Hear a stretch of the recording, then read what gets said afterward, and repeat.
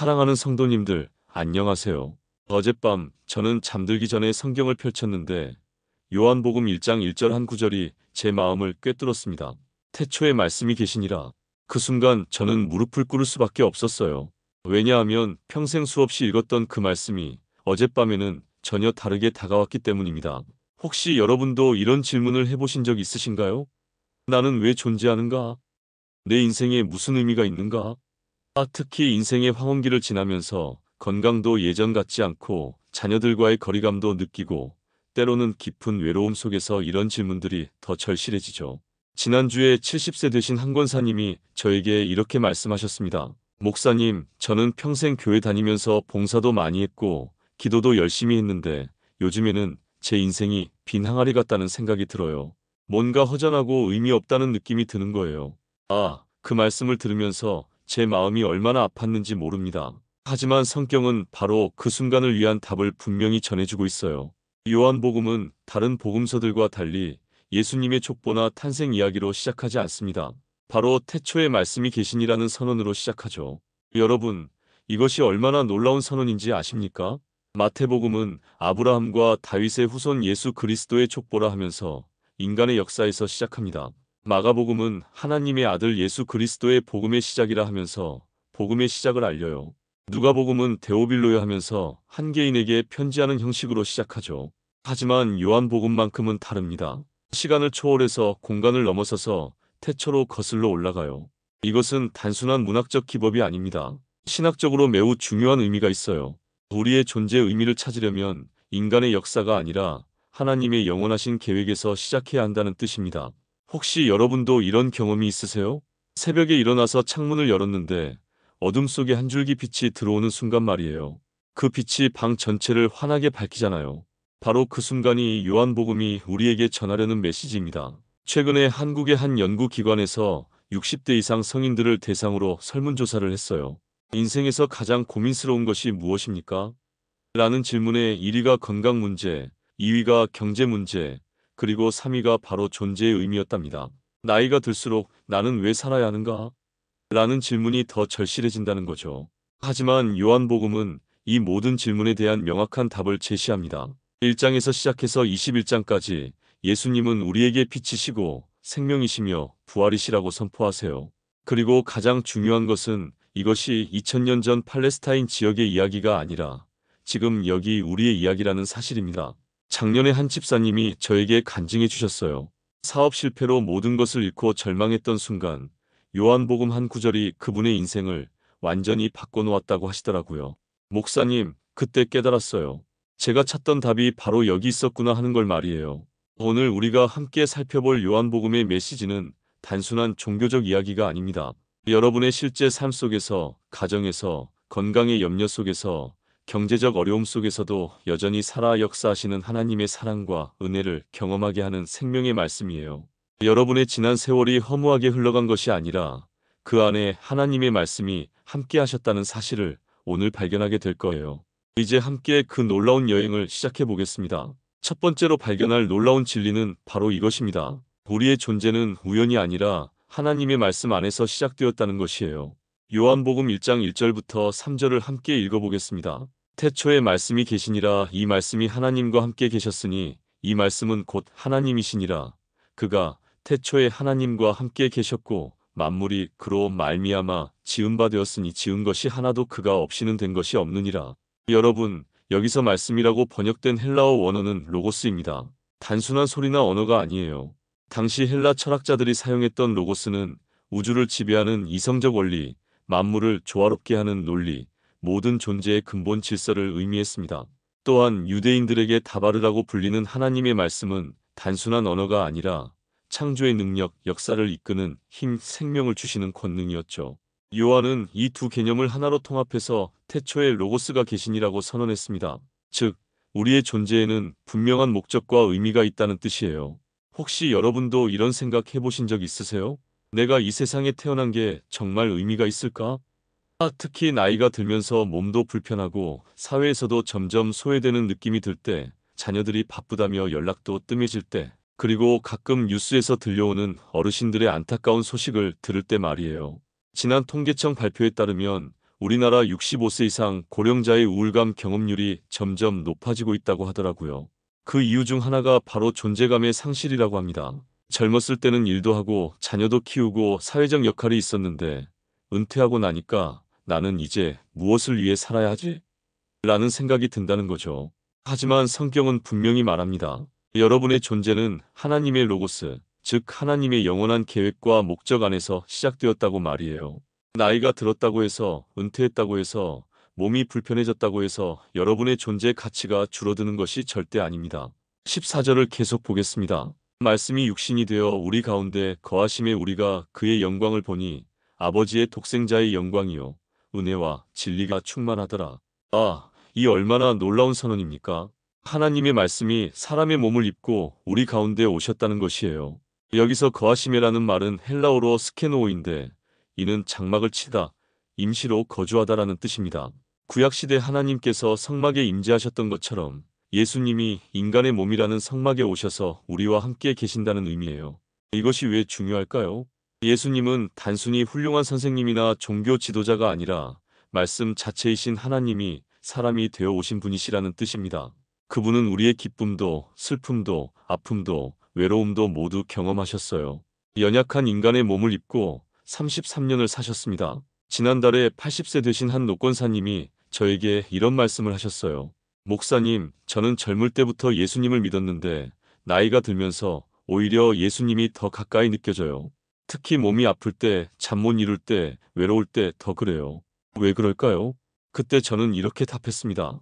권사님, 그건 말씀이 육신이 되어 우리와 함께 계시기 때문입니다. 나이가 들수록 우리는 더 연약해지지만 주님은 더 가까이 계셔서 우리와 동행해 주시는 거예요. 주님도 인간의 몸을 입으셨기 때문에 우리의 연약함을 아시거든요. 실제로 우리 삶에 이것을 어떻게 적용할 수 있을까요? 매일 아침 눈을 뜰 때, 특히 몸이 아프거나 마음이 우울할 때 이렇게 고백해 보세요.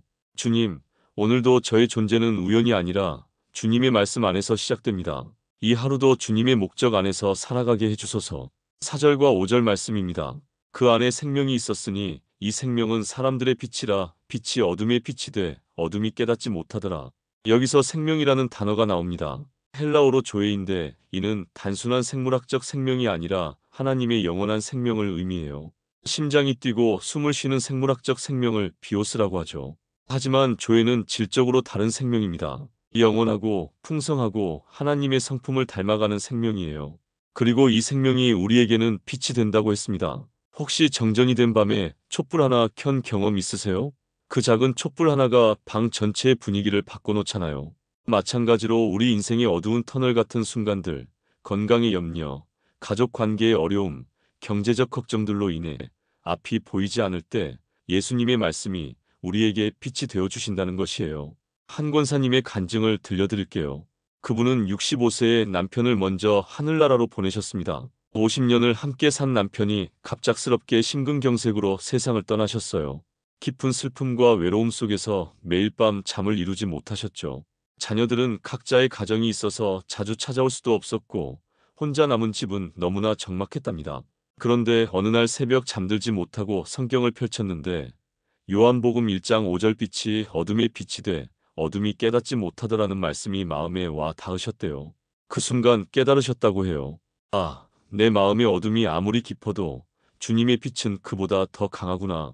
그 후로 매일 밤 그 말씀을 붙들고 기도하시면서 점차 평안을 되찾으셨다고 합니다. 목사님, 남편이 떠난 슬픔은 여전하지만 그 슬픔조차도 주님의 빛 안에서 의미가 있다는 걸 알겠더라고요. 이제는 같은 아픔을 겪는 다른 분들을 위로할 수 있게 되었어요. 여러분도 혹시 이런 어둠의 터널을 지나고 계시나요? 건강이 예전 같지 않아서 앞날이 걱정되시나요? 자녀들과의 관계에서 소통이 안 되어서 마음이 아프신가요? 경제적인 어려움 때문에 잠 못 이루는 밤이 많으신가요? 때로는 내가 이렇게 늙어서 자식들에게 짐만 되는 건 아닐까? 라는 생각이 드시나요? 그런 순간에 이 말씀을 붙드시기 바랍니다. 예수님은 여러분의 어둠보다 더 밝은 빛이시고 여러분의 절망보다 더 강한 생명이십니다. 어둠이 아무리 짙어도 빛을 이길 수는 없어요. 하루를 시작할 때 성경 한 구절을 읽으시면서 이렇게 고백해 보세요. 이 말씀 안에서 오늘도 삽니다. 주님의 빛이 제 하루를 인도해 주소서. 주님, 오늘도 저희의 존재가 우연이 아님을 깨닫게 해 주소서. 주님의 말씀이 저희 삶의 빛이 되어 주소서. 아멘. 두 번째로 발견할 놀라운 진리는 바로 이것입니다. 우리 인생이 텅 빈 항아리처럼 느껴질 때 예수님은 가장 좋은 것으로 채워주신다는 것이에요. 요한복음 2장 1절부터 11절 가나의 혼인잔치 말씀을 함께 살펴보겠습니다. 사흘 후에 갈릴리 가나에 혼인잔치가 있어 예수의 어머니도 거기 계시고 예수와 그 제자들도 혼인잔치에 청함을 받았더니 포도주가 떨어진지라. 혼인잔치에서 포도주가 떨어졌다는 것, 이것이 단순한 사건일까요? 당시 유대 사회에서 혼인잔치는 보통 일주일 동안 계속되었습니다. 온 동네 사람들이 모여서 함께 축하하는 큰 행사였죠. 그런데 포도주가 떨어졌다는 것은 단순히 음료가 부족한 게 아니라 신랑 신부 가정의 체면이 땅에 떨어지는 심각한 상황이었어요. 혹시 여러분도 이런 경험 있으신가요? 뭔가 준비해 놓은 것이 갑자기 떨어져서 당황스러웠던 순간 말이에요. 손님들이 많이 오셨는데 음식이 부족하다거나 중요한 일을 앞두고 갑자기 몸이 아프다거나 계획해둔 일이 예상과 다르게 꼬였을 때의 그 무력감과 당황스러움을 아시죠? 더 깊이 살펴보면 이 포도주가 떨어진 상황은 우리 인생의 여러 순간들을 상징합니다. 젊었을 때는 열정이 가득했는데 나이가 들면서 그 열정이 식어간다던가 건강했던 몸이 점점 약해진다던가 경제적으로 여유로웠는데 갑작스런 지출로 어려워진다던가 하는 순간들 말이에요. 3절을 보겠습니다. 예수의 어머니가 예수께 이르되 저들에게 포도주가 없다 하니 마리아의 이 한마디가 참으로 의미심장합니다. 그녀는 예수님께 무엇을 해달라고 구체적으로 요청하지 않았어요.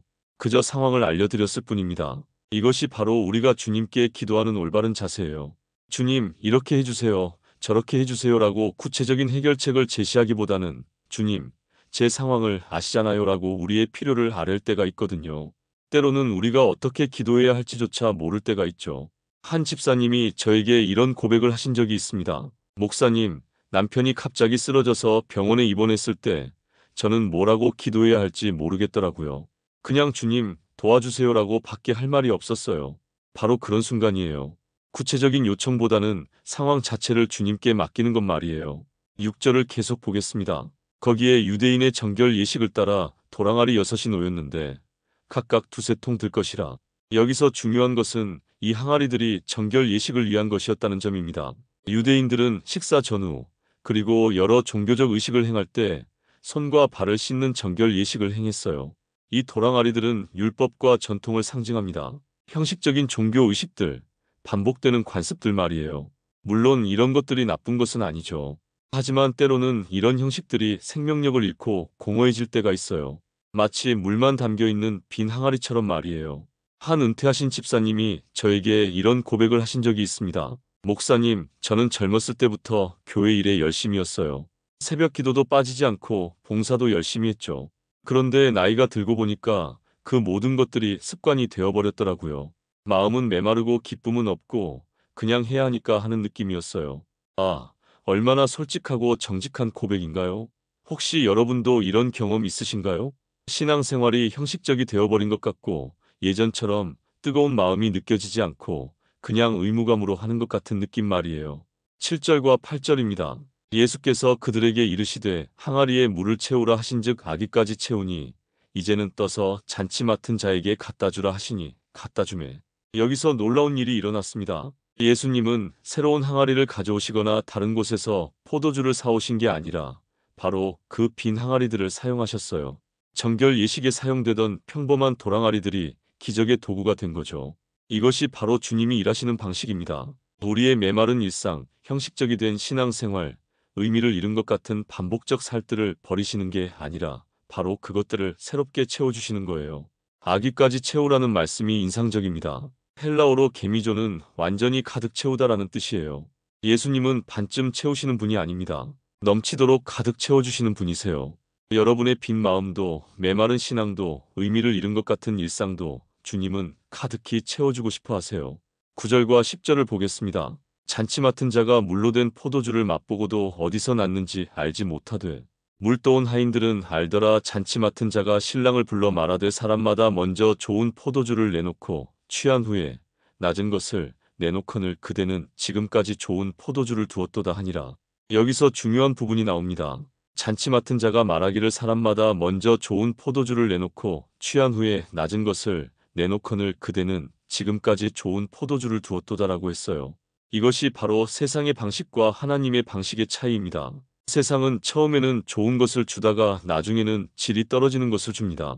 젊을 때는 건강하고 아름답다가 나이가 들면서 쇠퇴하죠. 처음 사귈 때는 잘해주다가 시간이 지나면 무성의해지기도 하고요.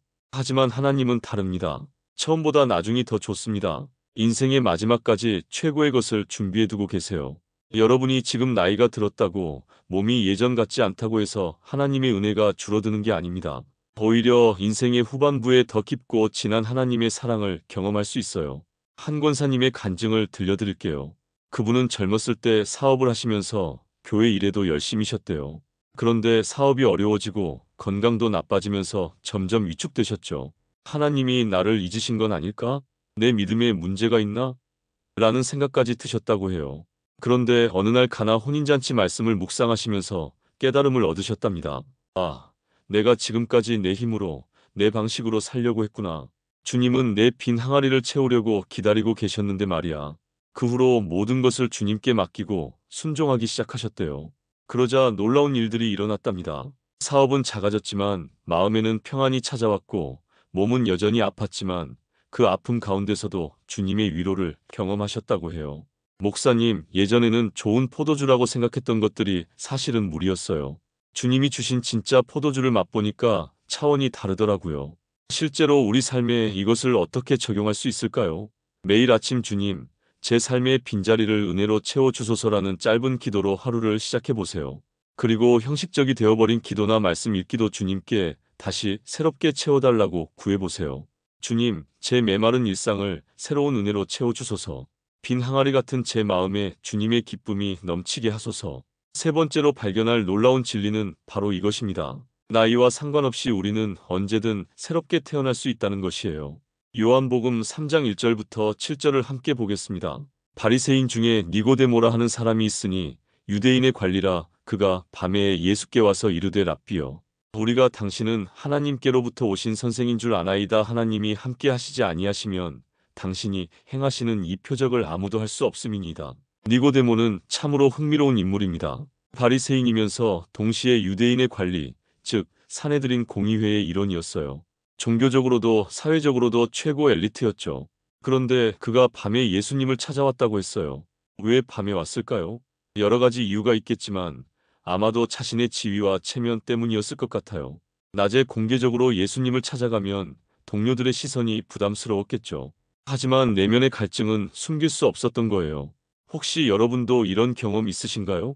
남들 앞에서는 믿음이 좋은 사람처럼 보이려고 하지만 혼자 있을 때는 영적으로 목마르고 허전한 느낌이 든다던가, 오랫동안 신앙생활을 했지만 정작 하나님과의 개인적인 관계에서는 뭔가 아쉬움이 있다던가 하는 순간들 말이에요.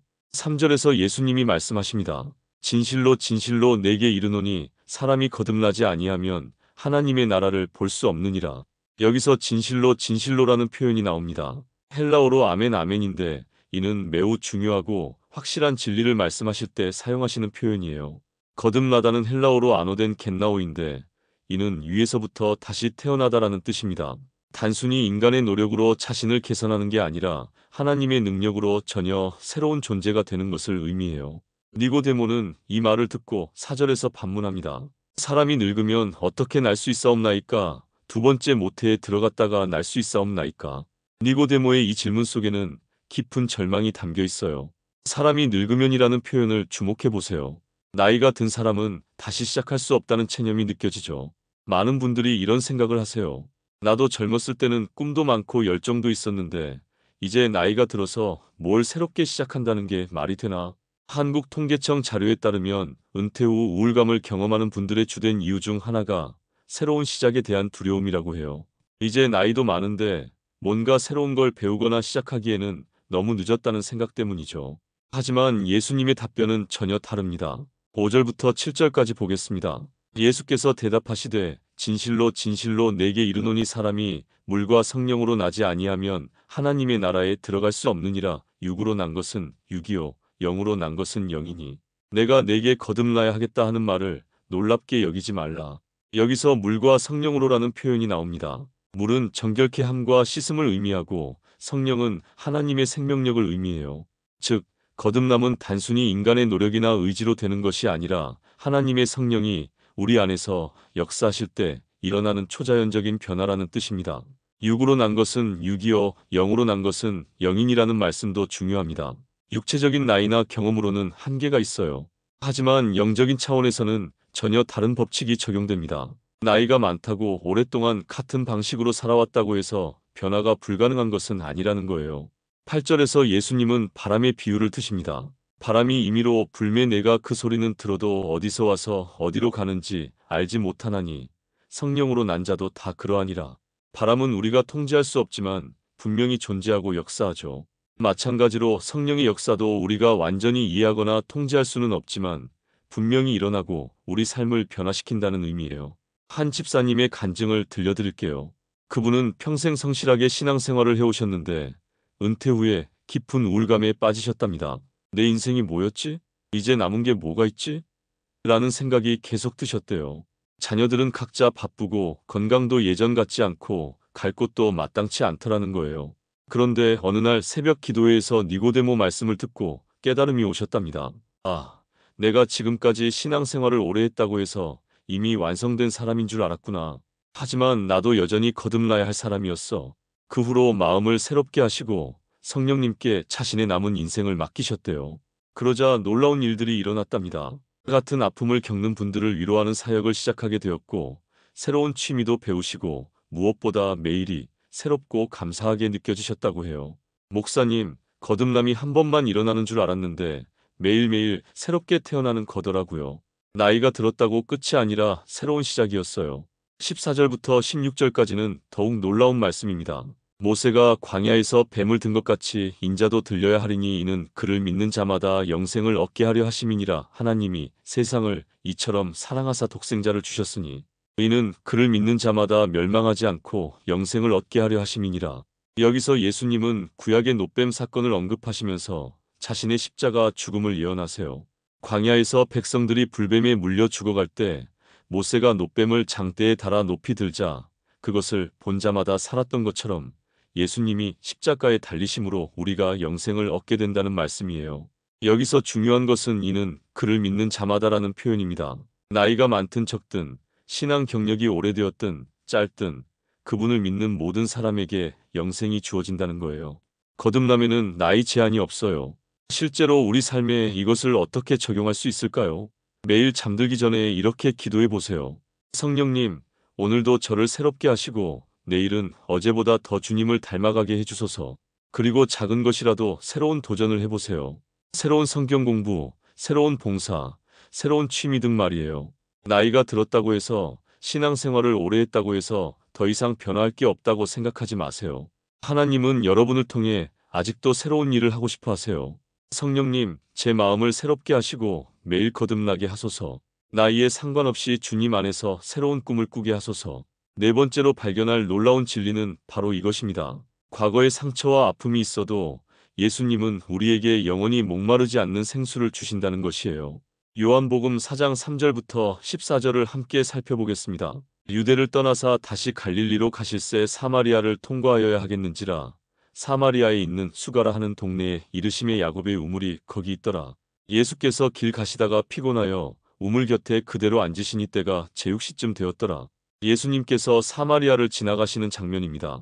당시 유대인들은 사마리아인들을 철저히 외면했어요. 종교적으로나 민족적으로 섞이지 않으려고 했죠. 그런데 예수님은 사마리아를 통과하여야 하겠는지라고 하시면서 그곳을 지나가세요. 여기서 하여야 하겠는지라는 헬라어 대의인데 이는 단순히 지리적 필요가 아니라 하나님의 뜻에 따른 필연성을 나타내는 표현입니다. 예수님께서 반드시 그곳을 지나가셔야 할 이유가 있었다는 뜻이에요. 바로 한 여인을 만나기 위해서 말이죠. 7절을 보겠습니다. 사마리아 여자 한 사람이 물을 길러 오매 예수께서 물을 좀 달라 하시니 이 여인이 언제 물을 길러 왔는지 주목해 보세요. 제육시라고 했는데 이는 정오를 의미합니다. 보통 여인들은 해가 뜨기 전 새벽이나 해질 무렵 시원할 때 물을 길러 왔어요. 정오의 뜨거운 햇볕 아래에서 물을 길러 온다는 것은 매우 이례적인 일이었죠. 왜 그랬을까요? 아마도 다른 여인들의 시선을 피하기 위해서였을 겁니다. 이 여인에게는 남편이 5명이나 있었고 지금 함께 사는 남자도 남편이 아니었어요. 동네 사람들의 수군거림과 멸시의 눈길을 받기 싫어서 혼자 올 수 있는 시간을 택했던 거죠. 혹시 여러분도 이런 경험 있으신가요? 과거의 실수나 상처 때문에 사람들 앞에 서기가 부끄럽고 누군가의 시선이 부담스러워서 혼자만의 시간을 찾게 되는 순간들 말이에요. 특히 나이가 들면서 자녀들과의 관계에서 오해가 생겼거나 경제적 어려움으로 주변 사람들에게 떳떳하지 못한 느낌이 들 때 그런 마음을 아시죠? 9절에서 여인이 반응합니다. 사마리아 여자가 이르되 당신은 유대인으로서 어찌하여 사마리아 여자인 나에게 물을 달라 하나이까 하니 이는 유대인이 사마리아인과 상종하지 아니함이러라. 이 여인의 말에는 깊은 상처가 담겨 있어요. 당신은 유대인으로서 어찌하여라는 표현에서 느껴지는 건 지금까지 수많은 차별과 무시를 당해왔다는 거예요.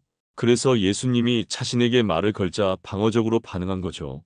그런데 예수님의 답변이 놀랍습니다. 10절입니다. 예수께서 대답하여 이르시되 내가 만일 하나님의 선물과 또 내게 물 좀 달라 하는 이가 누구인 줄 알았더라면 내가 그에게 구하였을 것이요 그가 생수를 내게 주었으리라.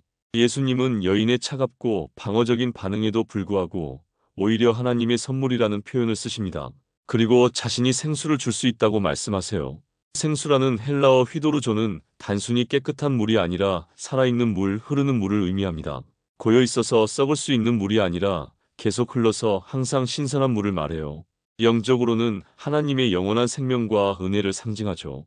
한 권사님이 저에게 이런 간증을 해주신 적이 있습니다. 그분은 젊었을 때 남편의 외도로 이혼을 하시고 홀로 자녀들을 키우셨어요. 교회에 다니시긴 했지만 항상 사람들의 시선이 부담스러우셨대요. 이혼녀라는 시선, 아이들이 아버지 없이 자라서 문제가 생길 거야라는 수군거림들 때문에 마음이 늘 메마르고 목말랐다고 하세요. 그런데 어느 날 사마리아 여인의 이야기를 묵상하시면서 깨달음을 얻으셨답니다. 아, 주님은 내 과거가 어떻든 상관없이 나를 찾아오셨구나. 남들이 나를 어떻게 보든 상관없이 주님은 내게 생수를 주고 싶어 하시는구나. 13절과 14절입니다. 예수께서 대답하여 이르시되 이 물을 마시는 자마다 다시 목마르려니와 내가 주는 물을 마시는 자는 영원히 목마르지 아니하리니 내가 주는 물은 그 속에서 영생하도록 솟아나는 샘물이 되리라. 여기서 중요한 대조가 나타납니다. 우물물은 다시 목마르려니와 예수님이 주시는 물은 영원히 목마르지 아니하리니라고 하세요. 헬라어로 아이오니오스는 단순히 시간이 긴 것이 아니라 질적으로 다른 영혼을 의미해요. 세상의 모든 것들은 일시적인 만족만 줍니다. 건강을 회복해도 또 다른 병이 생기고 경제적으로 여유로워져도 또 다른 걱정이 생기죠. 자녀들이 잘 되어도 또 다른 염려가 생기고 새로운 취미나 활동을 시작해도 금세 시들해집니다. 하지만 예수님이 주시는 생수는 다릅니다. 그 속에서 영생하도록 솟아나는 샘물이 되리라고 하셨어요. 외부에서 공급받는 게 아니라 우리 안에서 계속 솟아나는 샘물이에요. 상황이 어떻게 변해도 몸이 아파도 경제적으로 어려워도 그 안에서 솟아나는 평안과 기쁨이 있다는 뜻입니다. 20절부터 24절까지는 더욱 중요한 대화가 나옵니다. 여인이 묻습니다. 우리 조상들은 이 산에서 예배하였는데 당신들의 말은 예배할 곳이 예루살렘에 있다 하더이다. 예수님이 답하십니다. 예배하는 자가 영과 진리로 아버지께 예배할 때가 오나니 곧 이때라. 아버지께서는 자기에게 이렇게 예배하는 자들을 찾으시느니라. 하나님은 영이시니 예배하는 자가 영과 진리로 예배할지니라. 이 말씀이 얼마나 혁명적인지 아십니까? 당시에는 예배 장소가 매우 중요했어요. 유대인들은 예루살렘 성전에서만 진정한 예배가 가능하다고 생각했고 사마리아인들은 그리심산에서 예배해야 한다고 믿었죠. 하지만 예수님은 예배의 핵심이 장소가 아니라 영과 진리라고 말씀하세요. 헬라어로 푸뉴마영과 알레데이아 진리인데 이는 성령의 도우심과 하나님의 진실하신 말씀 안에서 드리는 예배를 의미합니다. 이것이 특히 시니어 성도님들에게는 큰 위로가 되죠. 몸이 불편해서 교회에 나가기 어렵거나 코로나 같은 상황으로 예배당에 못 갈 때 내가 제대로 예배를 드리고 있는 걸까? 라는 걱정이 들 수 있거든요. 하지만 예수님은 분명히 말씀하세요. 예배는 장소가 아니라 마음이라고 말이에요. 집 안에서도 병상에서도 어디서든 영과 진리로 하나님께 마음을 드리면 그것이 진정한 예배라는 거예요. 한 집사님의 간증입니다. 그분은 무릎이 안 좋아져서 교회에 나가기 어려워지셨어요. 처음에는 죄책감이 들고 하나님께 멀어지는 것 같은 느낌이셨대요. 그런데 사마리아 여인의 이야기를 통해 깨달으셨답니다. 아, 하나님은 내가 교회 건물 안에 있을 때만 만날 수 있는 분이 아니시구나. 내 집 안방에서도 베란다에서도 진심으로 기도할 때 함께 계시는구나. 그 후로는 집에서 드리는 예배가 더욱 은혜롭고 진실하게 느껴지셨다고 해요. 실제로 우리 삶에 이것을 어떻게 적용할 수 있을까요? 예배당에 못 가는 날에도 집 안에서 진심으로 주님께 마음을 드려보세요. 주님, 제가 지금 있는 이 자리가 하나님의 성전입니다.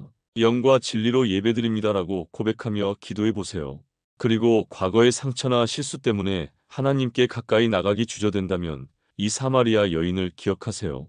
5번의 결혼 실패와 현재의 불법 동거라는 복잡한 과거에도 불구하고 예수님은 그녀를 찾아가셨어요. 여러분의 과거가 어떻든 주님은 여러분을 찾아오십니다. 주님, 제 메마른 영혼에 생수를 부어주소서. 어디서든 영과 진리로 주님께 예배드리게 하소서. 5번째로 발견할 놀라운 진리는 바로 이것입니다. 예수님은 우리의 몸뿐 아니라 영혼까지 먹이시는 진정한 생명의 떡이라는 것이에요. 요한복음 6장 5절부터 14절, 오병이어의 기적을 함께 살펴보겠습니다. 예수께서 눈을 들어 큰 무리가 자기에게로 오는 것을 보시고 빌립에게 이르시되 우리가 어디서 떡을 사서 이 사람들을 먹이겠느냐 하시니 이렇게 말씀하시면 친히 어떻게 하실지를 아시고 빌립을 시험하고자 하심이러라. 오병이어 기적은 모든 복음서에 기록된 유일한 기적입니다. 그만큼 중요한 사건이라는 뜻이죠. 여기서 예수님이 빌립에게 질문하시는 장면이 인상적이에요. 우리가 어디서 떡을 사서 이 사람들을 먹이겠느냐? 그런데 성경은 친히 어떻게 하실지를 아시고 빌립을 시험하고자 하심이로라고 말합니다. 예수님은 이미 계획이 있으셨어요. 그럼에도 빌립에게 질문하신 이유는 그의 믿음을 시험하고 훈련시키기 위해서였죠. 혹시 여러분도 이런 경험 있으신가요? 예상하지 못한 큰 문제가 생겼을 때 어떻게 해야 하지? 내 힘으로는 도저히 안 되는데 하면서 막막해하는 순간들 말이에요. 건강 문제, 경제적 어려움, 가족 문제 등으로 앞이 캄캄할 때의 그 심정을 아시죠? 7절에서 빌립이 답합니다. 빌립이 대답하되 각 사람으로 조금씩 받게 할지라도 200데나리온의 떡이 부족하리이다. 200데나리온은 당시 노동자의 약 8개월치 임금이에요. 빌립은 계산기를 두드려 봤더니 절대 불가능하다는 결론을 내린 거죠. 우리도 마찬가지예요. 어려운 문제가 생기면 먼저 계산부터 해보죠. 내 통장에 있는 돈으로는 안 되고 내 능력으로는 해결할 수 없고 나이도 많고 건강도 안 좋은데 어떻게 해결하지 하면서 인간적인 계산에만 머물게 되어요. 8절과 9절을 보겠습니다. 제자 중 하나 곧 시몬 베드로의 형제 안드레가 예수께 여짜오되 여기 한 아이가 있어 보리떡 5개와 물고기 2마리를 가지고 있나이다. 그러나 이 많은 사람에게는 얼마나 되겠사옵나이까. 안드레도 마찬가지입니다. 보리떡 5개와 물고기 2마리를 언급하긴 했지만 그러나 이 많은 사람에게는 얼마나 되겠사옵나이까라고 의심의 말을 덧붙였어요. 여기서 중요한 것은 한 아이의 도시락이었다는 점입니다. 성인도 아니고 부자도 아니고 권력자도 아닌 한 아이의 작은 도시락이 5,000명을 먹이는 기적의 재료가 되었어요. 하나님은 우리가 가진 것이 아무리 작고 보잘것없어 보여도 그것을 사용하세요. 여러분이 나는 이제 나이도 많고 할 수 있는 것도 별로 없는데 라고 생각하실지 모르지만 하나님의 눈에는 여러분이 가진 작은 것들이 소중한 재료가 될 수 있어요. 10절과 11절입니다. 예수께서 이르시되 이 사람들로 앉게 하라 하시니 그곳에 잔디가 많은지라 사람들이 앉으니 수가 남자만 5,000명쯤 되더라. 예수께서 떡을 가져 축사하신 후에 앉아있는 자들에게 나누어 주시고 물고기도 그와 같이 하여 그들의 원하는 대로 주시니라. 여기서 예수님이 하신 일을 자세히 보세요. 먼저 축사하신 후에 나누어 주셨어요. 헬라어로 유카리스테오인데 이는 감사하다라는 뜻입니다. 부족한 것에 대해 불평하시지 않고 먼저 감사부터 하셨어요. 우리는 어떤가요? 뭔가 부족할 때 먼저 불평부터 하지 않으세요? 왜 이렇게 부족하지? 왜 이런 어려움이 생기지? 하면서 말이에요. 하지만 예수님은 감사부터 하세요. 작은 것이라도 하나님이 주신 것에 대해 먼저 감사하시는 거예요. 한 권사님의 간증을 들려드릴게요. 그분은 남편이 일찍 세상을 떠나시고 혼자 자녀들을 키우시면서 경제적으로 매우 어려우셨어요.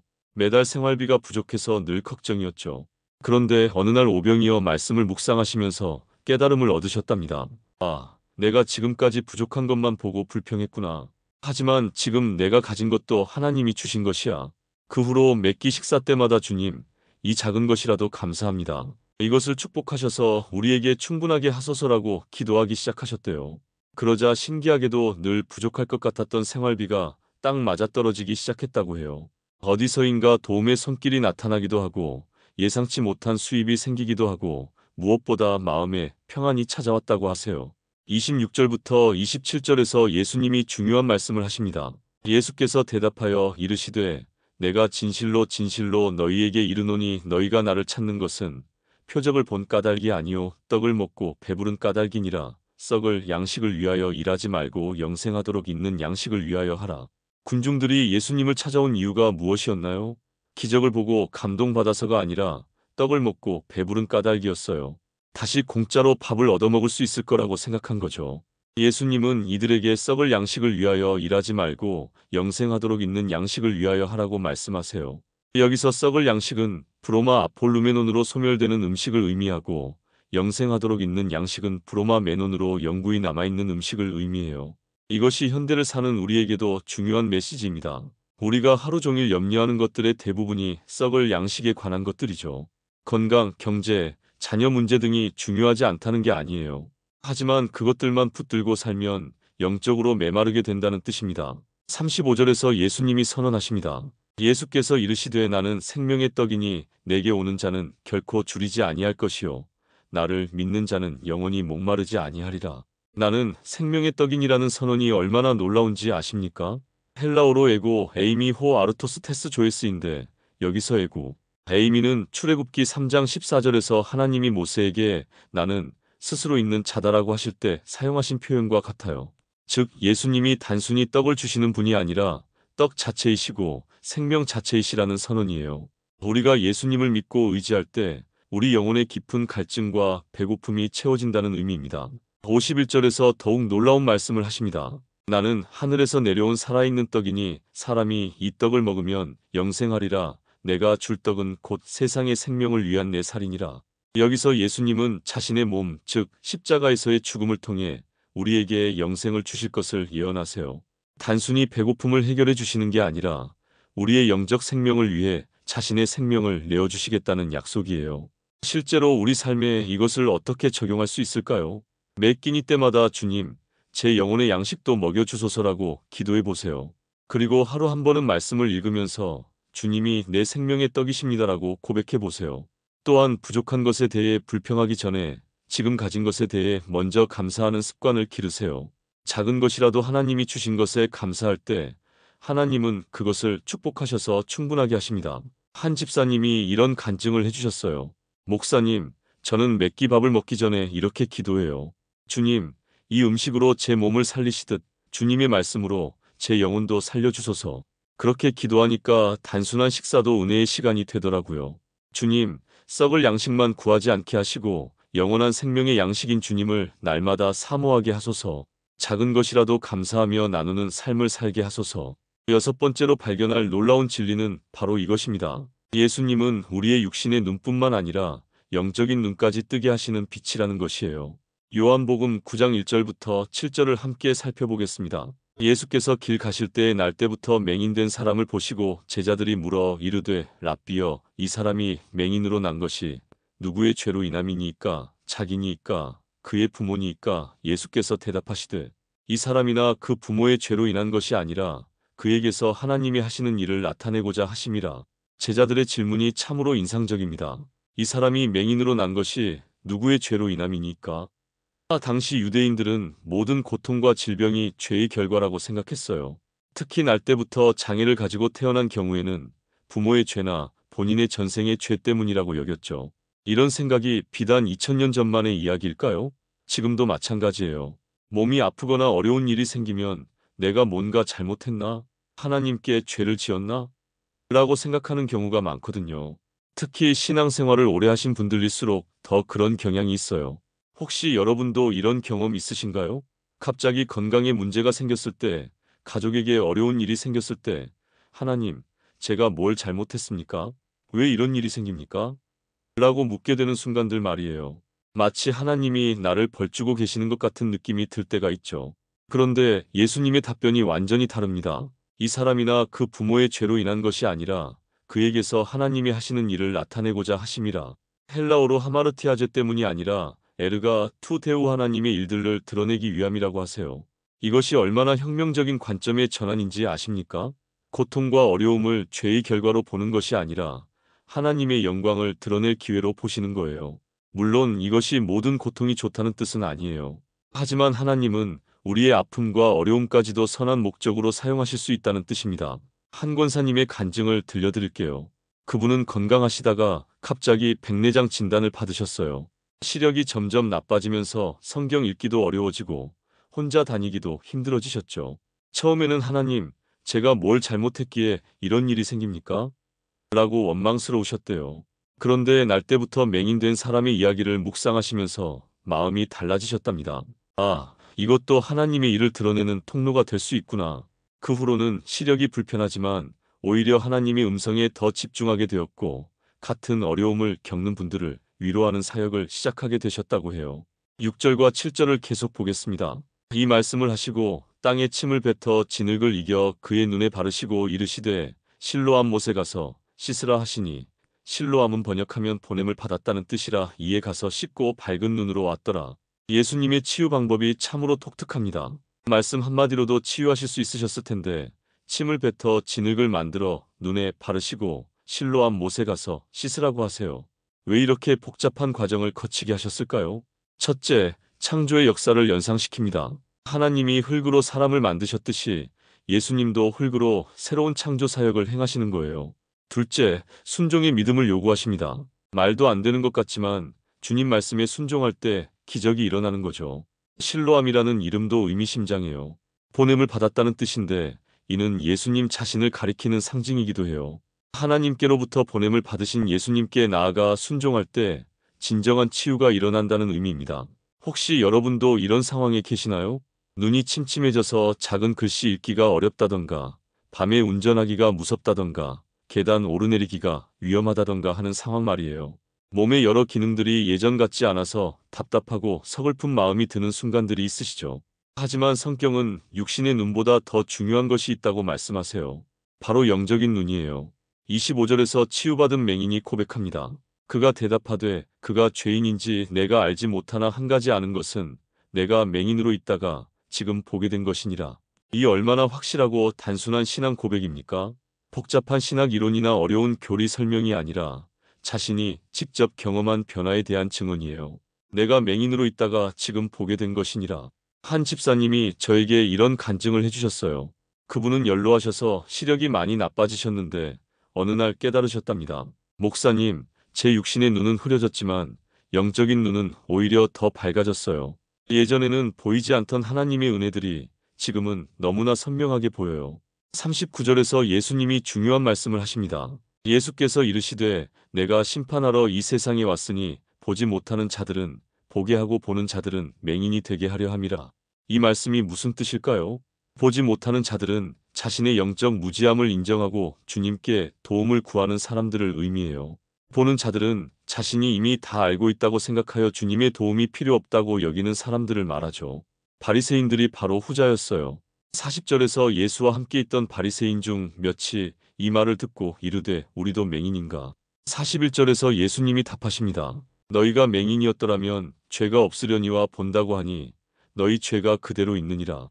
이것이 영적인 교만의 위험성입니다. 자신이 이미 충분히 안다고 충분히 성숙하다고 생각하는 순간 더 이상 배울 것이 없고 성장할 수도 없게 되는 거예요. 특히 신앙생활을 오래 하신 분들이 조심해야 할 부분이죠. 반대로 주님, 저는 아직도 모르는 게 너무 많습니다. 더 가르쳐 주세요라고 겸손하게 구하는 사람에게는 하나님이 계속해서 새로운 것들을 보여주세요. 나이가 들수록 오히려 더 깊은 영적 통찰을 얻을 수 있는 이유가 바로 이것입니다. 실제로 우리 삶에 이것을 어떻게 적용할 수 있을까요? 어려운 상황이 닥쳤을 때 이 상황 속에 하나님이 하실 일이 있습니다라고 믿음으로 고백해 보세요.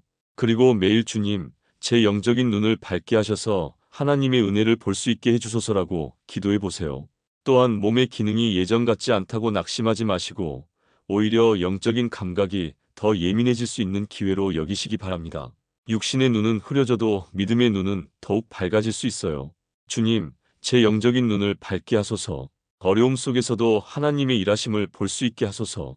7번째로 발견할 놀라운 진리는 바로 이것입니다. 예수님은 우리를 위해 목숨까지 바치시는 선한 목자라는 것이에요.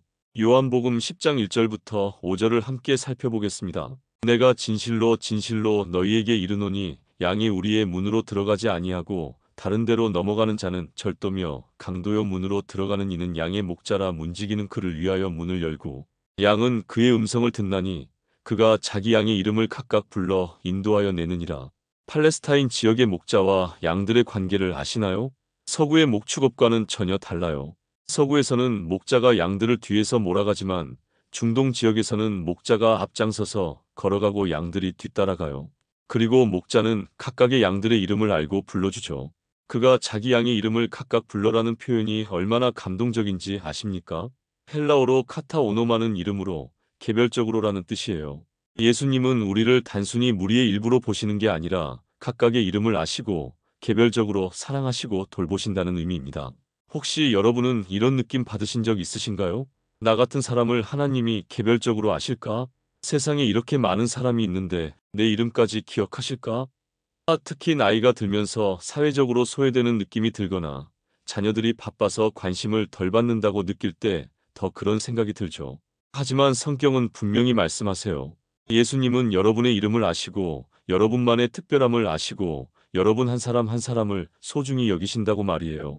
3절 후반부를 보겠습니다. 양은 그의 음성을 듣나니. 여기서 아쿠오는 단순히 소리를 듣는 것이 아니라 주의 깊게 듣고 이해하다는 뜻입니다. 양들은 목자의 음성을 구별할 수 있어요. 다른 사람의 소리는 무시하지만 자기 목자의 음성은 즉시 알아듣죠. 우리도 마찬가지예요. 세상에는 수많은 소리들이 있어요. 뉴스의 부정적인 소식들, 주변 사람들의 걱정스러운 이야기들, 미래에 대한 불안한 예측들 말이에요. 하지만 그 모든 소음 속에서도 주님의 음성을 구별해서 들을 수 있어야 해요. 한 권사님이 저에게 이런 간증을 해주셨어요. 목사님, 저는 매일 아침 일어나면 먼저 성경을 읽어요. 그런데 신기하게도 그날 제게 꼭 필요한 말씀이 마음에 와 닿더라고요. 마치 주님이 제 이름을 부르면서 오늘은 이 말씀이야 하고 속삭여 주시는 것 같아요. 4절과 5절입니다. 자기 양을 다 내놓은 후에 앞서가면 양들이 그의 음성을 아는 고로 따라가되 타인의 음성은 알지 못하는 고로 타인을 따르지 아니하고 도리어 도망하느니라. 목자는 양들을 뒤에서 몰아가는 게 아니라 앞서가면 양들이 따라온다고 했어요. 이것이 예수님의 리더십 방식이에요. 강요하거나 억지로 끌고 가시는 게 아니라 앞장서서 본을 보여주시면서 우리가 자발적으로 따라오기를 기다리세요. 11절에서 예수님이 자신을 선한 목자라고 선언하십니다. 나는 선한 목자라. 선한 목자는 양들을 위하여 자기 목숨을 버리거니와. 여기서 선한이라는 헬라어 칼로스는 단순히 도덕적으로 좋다는 뜻이 아니라 아름답다, 이상적이다, 완전하다는 의미를 포함해요. 그런데 가장 놀라운 부분은 양들을 위하여 자기 목숨을 버리거니와라는 말씀입니다. 헬라어로 티데미 텐 푸스켄인데 생명을 내려놓다, 자발적으로 희생하다라는 뜻이에요. 단순히 위험에 처했을 때 우연히 죽는 게 아니라 계획적이고 자발적으로 양들을 위해 생명을 바친다는 의미입니다. 이것이 얼마나 놀라운 사랑인지 아십니까? 보통 목자는 양들을 지키기 위해 최선을 다하지만 정말 생명이 위험한 순간에는 자기를 구하기 마련이에요. 하지만 예수님은 다르세요. 양들을 구하기 위해서라면 자신의 생명까지도 기꺼이 내어놓으시는 거예요. 12절과 13절에서 품꾼과의 차이를 말씀하십니다. 삭꾼은 목자가 아니요 양도 제 양이 아니라 이리가 오는 것을 보면 양을 버리고 달아나나니 이리가 양을 물어가고 또 해치느니라. 달아나는 것은 그가 삭꾼인 까닭에 양을 돌보지 아니함이라. 품꾼과 목자의 차이가 무엇인가요? 관심의 정도입니다. 품꾼은 돈을 받고 일하는 사람이라 위험이 닥치면 자기 안전을 먼저 생각해요. 하지만 목자는 양들이 자신의 소유이고 가족이기 때문에 끝까지 지키려고 해요. 세상에는 많은 종교 지도자들, 상담가들, 치료사들이 있어요. 물론 이들 중에도 진심으로 도움을 주려는 분들이 많죠. 하지만 궁극적으로는 인간적인 한계가 있어요. 정말 어려운 순간에는 각자의 한계를 드러낼 수밖에 없죠. 하지만 예수님은 다릅니다. 우리가 아무리 연약하고 부족해도 실수를 해도 실망스러워도 끝까지 포기하지 않으시고 사랑하세요. 마지막까지 우리 곁에 계시면서 지켜주시는 진정한 목자이세요. 14절과 15절입니다. 나는 선한 목자라. 나는 내 양을 알고 양도 나를 아는 것이 아버지께서 나를 아시고 내가 아버지를 아는 것 같으니 나는 양을 위하여 목숨을 버리노라. 여기서 안다는 헬라어 기노스코는 단순한 정보나 지식이 아니라 친밀한 관계적 알물 의미해요. 마치 부부가 서로를 아는 것처럼 부모와 자녀가 서로를 아는 것처럼 깊고 친밀한 알미예요. 그런데 놀라운 것은 예수님과 우리의 관계를 예수님과 아버지 하나님의 관계에 비교하신다는 것입니다. 삼위일체 하나님 사이의 완전한 사랑과 친밀함이 우리와 예수님 사이에도 있다는 뜻이에요. 한 집사님이 이런 간증을 해주셨어요. 그분은 혼자 살면서 외로움을 많이 느끼셨는데 어느 날 선한 목자 말씀을 묵상하시면서 깨달으셨답니다. 아, 내가 혼자가 아니구나. 예수님이 나의 목자가 되어서 항상 함께 계시는구나. 그 후로는 집에서 혼자 계실 때도 외롭지 않으셨다고 해요. 주님과 대화하면서 하루를 보내니까 오히려 사람들과 있을 때보다 더 평안하더라고요. 27절과 28절에서 더욱 놀라운 약속을 하십니다. 내 양은 내 음성을 들으며 나는 그들을 알며 그들은 나를 따르느니라. 내가 그들에게 영생을 주노니 영원히 멸망하지 아니할 것이요. 또 그들을 내 손에서 빼앗을 자가 없느니라. 그들을 내 손에서 빼앗을 자가 없느니라는 얼마나 확실한 보장인가요? 헬라어로 하르파제이는 강제로 빼앗다, 납치하다는 뜻인데 아무리 강한 힘도 예수님의 손에서 우리를 빼앗을 수 없다는 의미예요. 때로는 질병이 찾아오기도 하고 경제적 어려움이 생기기도 하고 가족 관계에 문제가 생기기도 해요. 그런 순간에 하나님이 나를 버리신 건 아닐까? 라는 두려움이 들 수 있죠. 하지만 예수님은 분명히 약속하세요. 어떤 상황에서도 우리를 놓지 않으신다고 말이에요. 실제로 우리 삶에 이것을 어떻게 적용할 수 있을까요? 하루 5분이라도 조용한 시간을 가지면서 주님의 음성에 귀를 기울여 보세요. 성경 말씀을 읽거나 찬양을 들으면서 주님, 오늘 무엇을 말씀해 주시겠습니까? 라고 기도해 보세요. 그리고 어려운 상황이 닥쳤을 때는 주님이 나의 목자시니 내게 부족함이 없으리로다라는 시편 23편 1절을 붙들고 기도해 보세요. 선한 목자이신 예수님이 우리를 끝까지 지키시고 인도하실 것을 믿으시기 바랍니다. 한 권사님이 이렇게 간증하셨어요. 목사님, 저는 매일 밤 잠들기 전에 이렇게 기도해요. 선한 목자이신 주님, 오늘도 저를 지켜주셔서 감사합니다. 내일도 주님의 음성을 듣고 따르게 해주소서. 그렇게 기도하고 나면 마음에 평안이 찾아와요. 선한 목자이신 주님, 제 인생길을 인도하소서. 주님의 음성을 분별하고 따르는 양이 되게 하소서. 사랑하는 성도님들, 지금까지 함께 요한복음을 통해 놀라운 여행을 해왔습니다. 오늘 우리는 7가지 생명 변화의 진리를 발견했어요. 첫째, 우리의 존재는 우연이 아니라 하나님의 말씀 안에서 시작되었다는 것. 둘째, 빈 항아리 같은 우리 삶을 주님이 가장 좋은 것으로 채워주신다는 것. 셋째, 나이와 상관없이 언제든 새롭게 거듭날 수 있다는 것. 넷째, 과거에 상처가 있어도 영원히 목마르지 않는 생수를 주신다는 것. 다섯째, 예수님이 우리 영혼을 먹이시는 참된 생명의 떡이라는 것. 여섯째, 육신의 눈뿐 아니라 영적인 눈까지 뜨게 하시는 빛이라는 것. 일곱째, 끝까지 우리를 지키시는 선한 목자라는 것이었습니다. 이 7가지 진리가 단순한 종교적 교리가 아니라는 걸 아시죠? 바로 지금 여러분의 삶 속에서 여러분이 겪고 있는 현실 속에서 살아 역사하는 하나님의 사랑과 능력이에요. 혹시 여러분 중에 이런 분 계시나요?